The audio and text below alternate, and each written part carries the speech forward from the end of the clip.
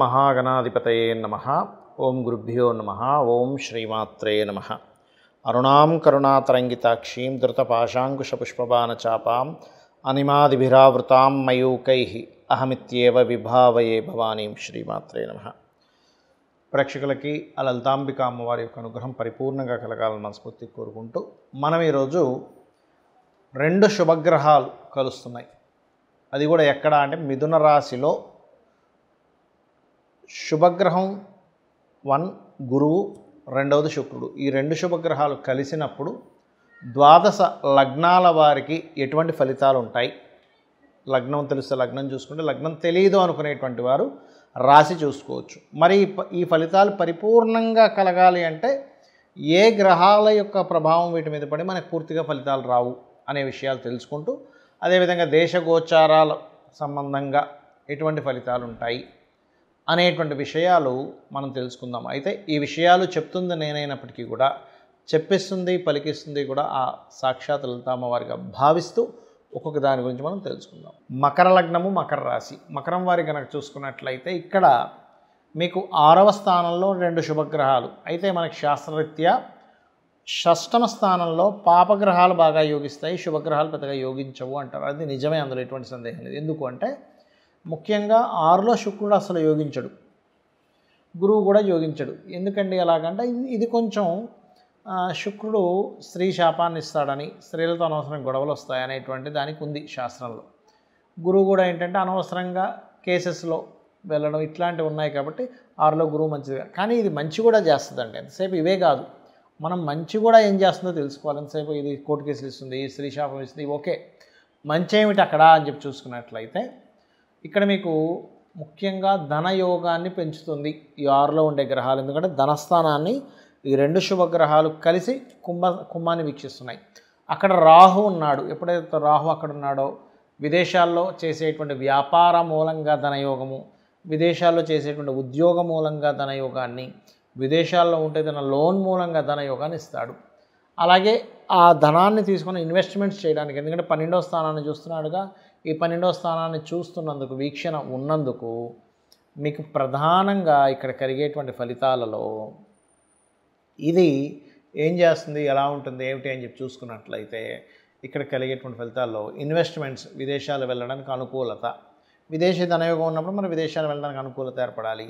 అక్కడ ఏదైనా ఉద్యోగం చేయడానికి 10వ స్థానాన్ని కూడా వీక్షిస్తున్నాయి కాబట్టి అవి మంచి ఫలితాలు ఇస్తాయి. కాకపోతే ఇక్కడ 3వ స్థానంలో శని ఉన్నందుకు, 3వ స్థానంలో ఉండే శని ఏలినాటి శని రూపంలో మళ్ళీ మీకు 2లోకి వస్తున్నాడు. అలాగే 9వ స్థానంలో కుజుడు ఉన్నందుకు ఇక్కడ కలిగేటువంటి ఫలితాల్లో ప్రధానంగా ఏమిటండి అని చెప్పి చూసుకున్నట్లయితే ఇవి మీకు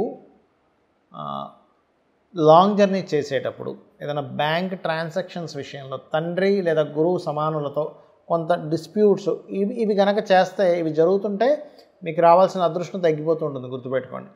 అలాగే ఏదైనా మాట మాట్లాడేటప్పుడు అగ్రెసివ్గా కొన్ని మాటలు మాట్లాడడం, ఇటువంటివి చేయకండి దయచేసి. ఇవి చేయకుండా మీకు దగ్గరలో ఏదైనా శక్తి ఆలయం ఉన్నట్లయితే, క్షేత్రం ఉన్నట్లయితే వెళ్ళి ఒకసారి దర్శనం చేసుకుని రాండి, అన్ని విధాలు బాగుంటుంది. ఇక్కడ ఏంటంటే ఈ 2 గ్రహాలు ఏవైతే కలిసి ఉన్నాయో, ఈ కలిసినటువంటి శుక్రుడు గురువు మీ జన్మజాతకంలో గనక కలిసి ఉంటే మరింత అద్భుతమైనటువంటి ఫలితాలు వస్తాయి, గుర్తుపెట్టుకోండి. అలా కాకుండా మీకు మిథునంలో ఇంకేదైనా పాపగ్రహాలు కనుక ఉన్నట్లయితే కొంత సమస్య నుంచి బయటపడతారు. ఇక్కడ ఎలా అంటే ఏదైనా 2 గ్రహాలు మంచి శుభగ్రహాలు కావచ్చు, పాపగ్రహాలు కావచ్చు, గుర్తుపెట్టుకోండి. అలా 2 గ్రహాలు వీక్షణలో కానీ కంజాయిండ్ అంటే కలిసి ఉండడం కానీ జరిగినప్పుడు అది గోచారంలో కలిగినటువంటి ఫలితాలు, గోచారపరంగా ఫలితాలు ఎలా ఇస్తాయో మీ జన్మజాతకంలో కూడా ఆల్రెడీ మీకు మీ పర్సనల్ చార్ట్లో ఉంటే అది ఇంకొంచెం ఎనర్జైజ్ చేస్తుంది. ఓకే అంటే ఎలాగా అంటే ఒక వ్యక్తి గవర్నమెంట్ జాబ్స్ కోసం చక్కగా ప్రిపేర్ అయ్యాడు, గవర్నమెంట్ జాబ్స్ను వదిలింది అప్పుడే, అంటే టీచర్ జాబ్స్ పోస్ట్ వేస్తున్నాము, లేకపోతే రైల్వేనో, ఏపీఎస్ఆర్టీసీ, బ్యాంకింగ్, వెంటనే ప్రిపేర్ అయ్యి ఉన్న వ్యక్తికి వెంటనే అదొక అవకాశంగా ఆయనకి వచ్చి ఆనందపడి దానిలో సక్సెస్ అవుతాడు. అదేవిధంగా కొన్ని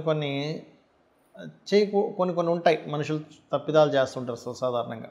అంటే అలాగా కొన్ని ఫైన్స్ కట్టకుండాను కొన్ని ఉంటాయి, ఇన్సూరెన్స్ చేయకుండా ఉండేవేవో. అలాంటప్పుడు ఏదైనా ప్రమాదం జరిగింది, అప్పుడు ఏమవుతుంది, అయ్యో ఇన్సూరెన్స్ చేయకపోవడం వల్ల ఇబ్బంది కలిగింది కదా అంటాం.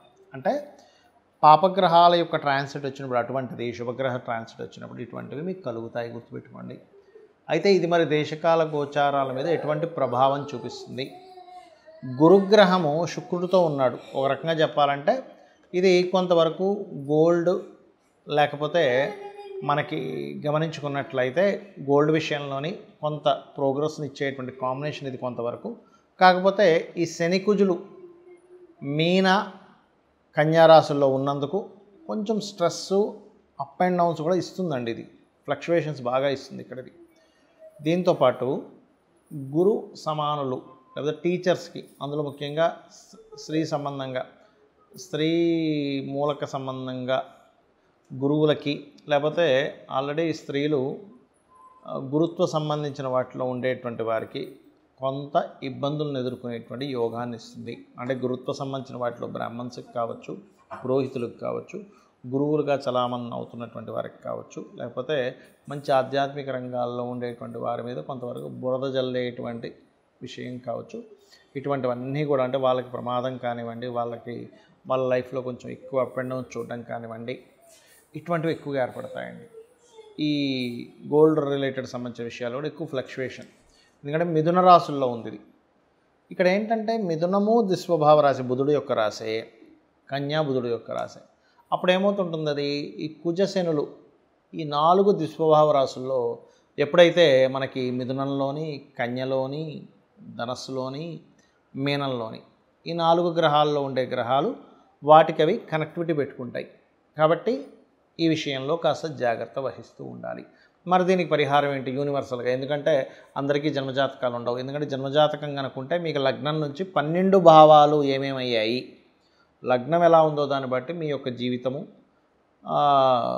కుటుంబ స్థానాన్ని బట్టి మీకు ధనము ఎలా ఉంది, కుటుంబంతో కమ్యూనికేషన్స్ ఎలా ఉంటాయి, 3వ స్థానాన్ని బట్టి మీకు సిబ్లింగ్స్తోని, 4వ స్థానాన్ని బట్టి మీ ప్రాపర్టీ, ఆస్తి సంబంధించిన విషయాలు కావచ్చు, విద్యా సంబంధించిన విషయాలు కావచ్చు, తల్లిగారికి సంబంధించిన విషయాలు కావచ్చు, 5 సంతానము, 6 రుణరోగ శత్రువులు, 7 అనేటువంటిది వివాహ జీవితము, 8 అనేటువంటిది ఆకస్మిక సంఘటనలు, 9వ స్థానం హైయర్ ఎడ్యుకేషను, తండ్రికి సంబంధించిన మీ స్పిరిచువల్ అండ్ గురుబలానికి సంబంధించినటువంటి దశమం వృత్తి, 11 అనేటువంటిది వ్యాపారాలు, 12 అనేటువంటిది మీ ఎక్స్పెండిచర్స్, మీ ఇన్వెస్ట్మెంట్స్ ఎప్పుడు చేస్తే బాగుంటుంది అనేటువంటిది చాలా స్పష్టంగా తెలుస్తుంది.